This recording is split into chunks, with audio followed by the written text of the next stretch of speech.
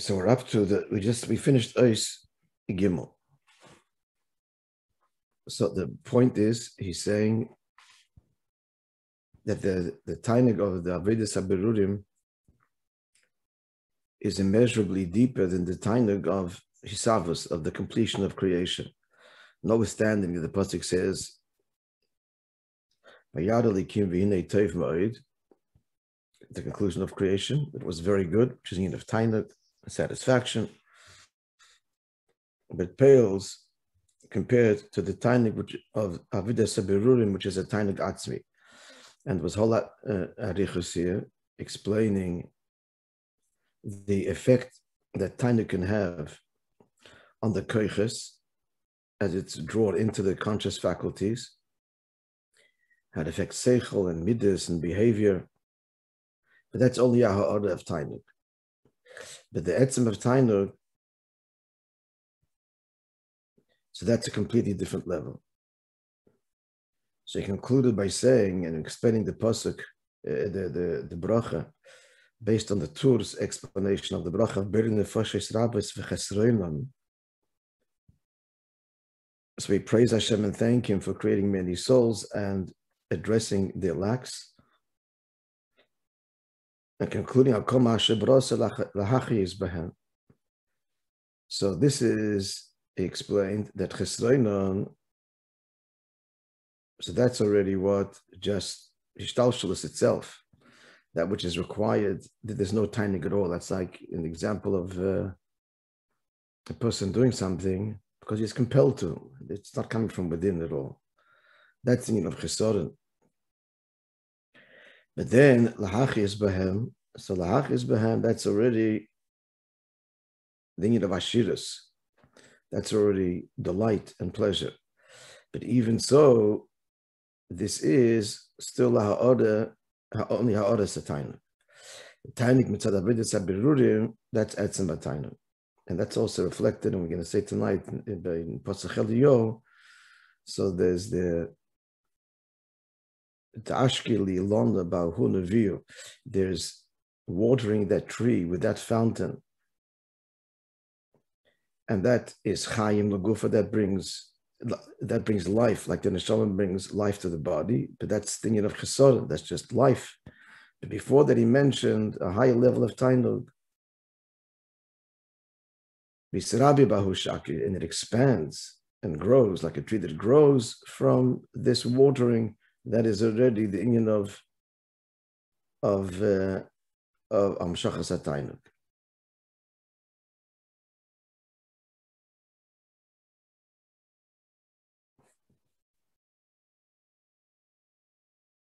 No. These are two levels of tainug here. Sorry, correction. This is describing two levels of tainug, the ha'ara and the etzem, and that namely, so it concludes. Just looking at it again.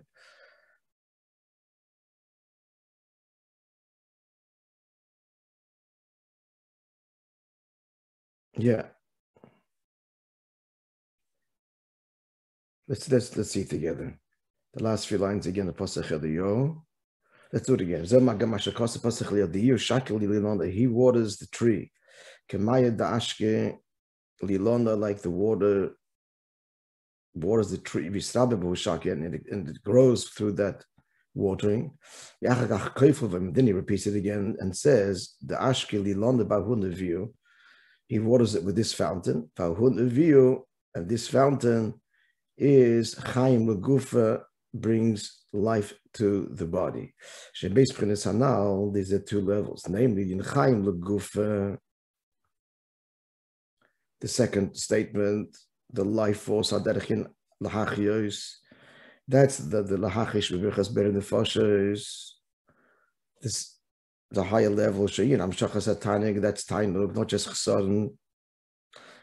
So but still that's a bulvad. Shmog belas lefi erechayilumis, as we explained before, as that ha'ara of tainug affects each level of the nefesh on different levels. Of course, greater tainug invested in the higher faculties and lesser tainug in the lower faculties. So that is what the lower level here is the higher level of berin nefashos. That which he says, and he, that's the diak, I think, here, that he waters when Yamshachas etzem ataynog shem b'agbalas klal. That's the Amshach of the etzem ataynog, of which there's no limits at all, and that comes as a result of avodas haberurim.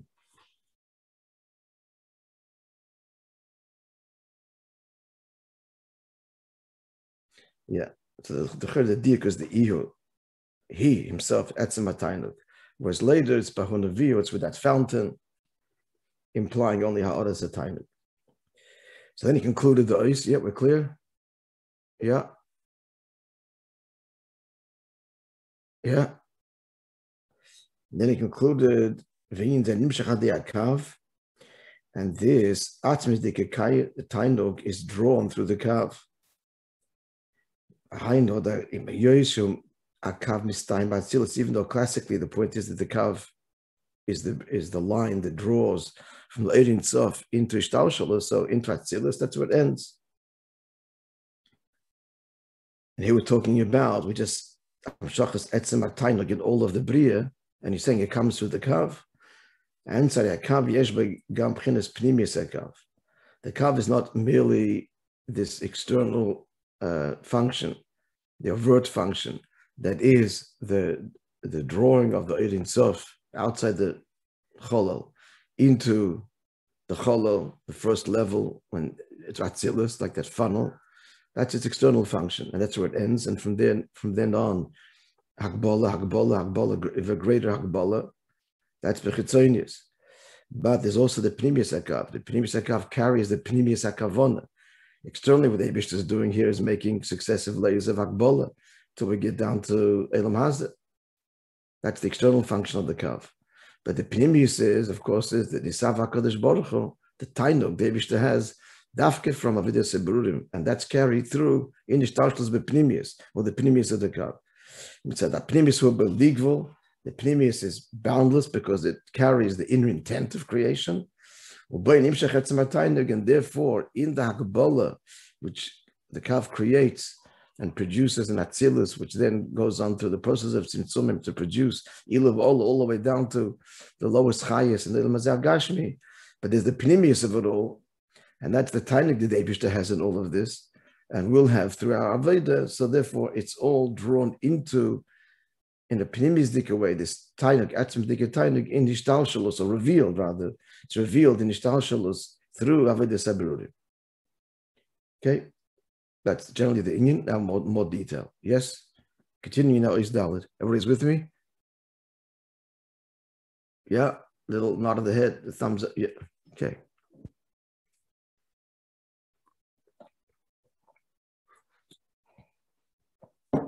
So where is the Atzmistic Tainig revealed? It's Dafke Malchus again, because the Tainig is Dir B'Tachtonim. And what creates Dir B'Tachtonim? Malchus, Hashem's desire to be king, Tachtonim. Hashem, in detail that Hashem should be in Yishavos Al Yidua. Again, what it's going to point to, of course, is the endless paradox that the lowest levels carry the deepest intent.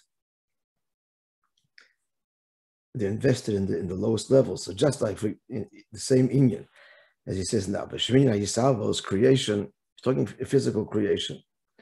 So the physical universe comes at the bottom of this very elaborate ladder of Likus. And yet, so there's only in terms of the Oir, it's the merest glimmer that's invested in Elam Hazeh relative to the Giluyim in Ishtalshalos, the higher levels. Nonetheless, the actual creation, Yesh Ma'ayin of the Dover Gashmi, is a direct investor of Atzmus. Right, this is a teaching that we've come across many times, and it's a fundamental teaching of Chassidus, that Oir cannot create Yesh Ma'ayin. First and foremost, you can't create something which is not your own, which you don't have. And the oil is not yesh ma'ayin. The oil comes from the mo'ir. It's a natural gili from the mo'ir. So it can produce also lower levels of oil, lower levels of giloyin. Fundamentally, it's attached. Not only is it attached, the whole metzias of oil is just something in a state of revelation. Light reflecting off something, traveling from something. Yesh ma'ayin, to create something that is essentially feels in its own experience to be independent, which is the yesh, which is Ilm Hazeh Gashmi, only Atmos can create. And that's the paradox is, because Atmos is independent of everything. The Eibishter is because he is. Oyer is not is because it is. Definition of Oyer is, there's a Mo'er. As soon as Oyer, you say Oyer, it already implies Mo'er. There's a luminary that produces the light. There's something it's reflecting off. So it will produce such a thing that is expressive in some way of I come from something.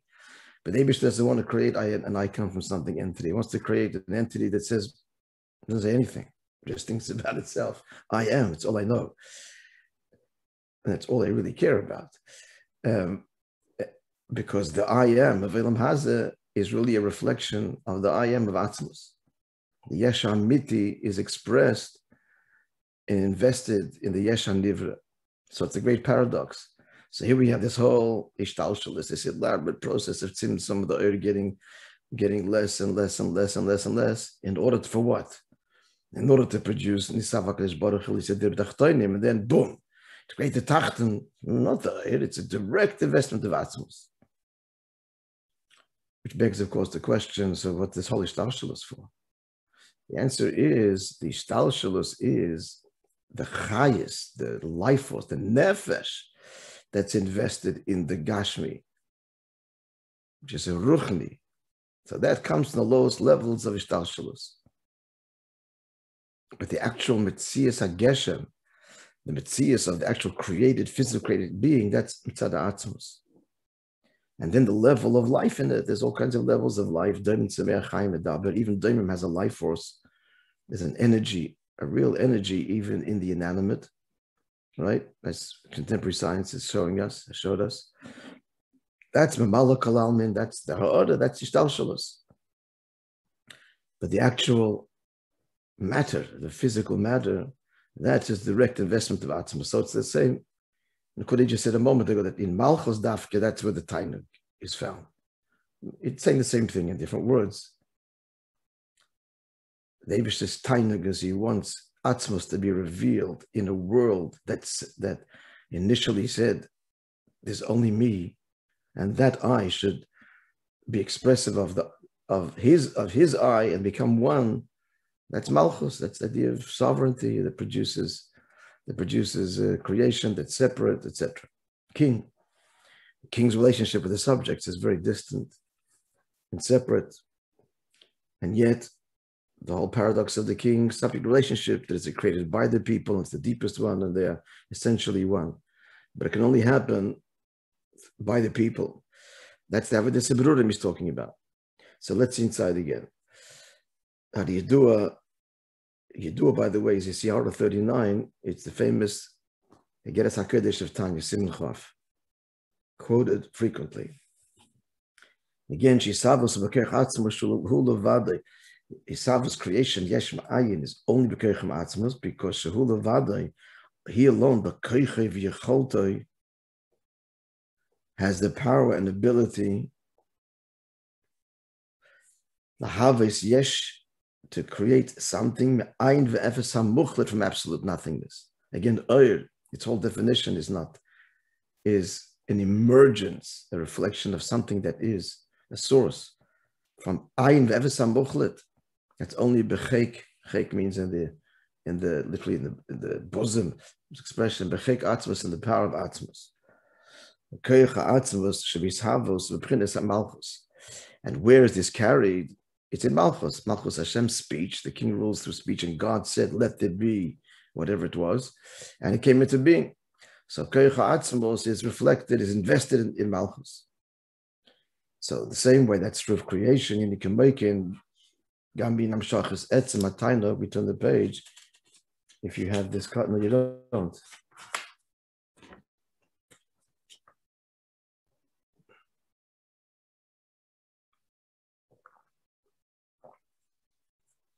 So likewise, not ha'oras atainik, but etzem atainug shenimshach b'gines ha'malchus dafke.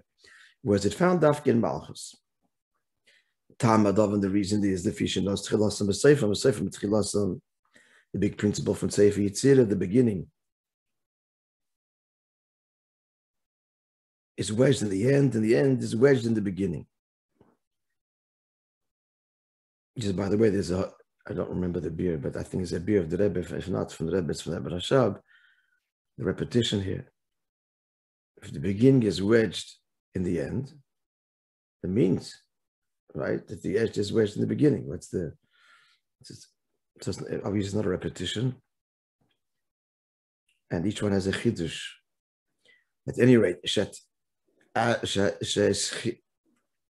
Shat chila meir besof dafke, at the very beginning, illuminates and is present at the end. Yosef ben Beresh mispashet, more so than the very beginning of the revelation. What's the Reisha mispashet? What's the first level that manifests? It spreads literally. So there is a order of Tainig in Chachma, but not like the Amshach of Tainig, which is dafke at the end of the process Malchus. And even though it's the highest level, and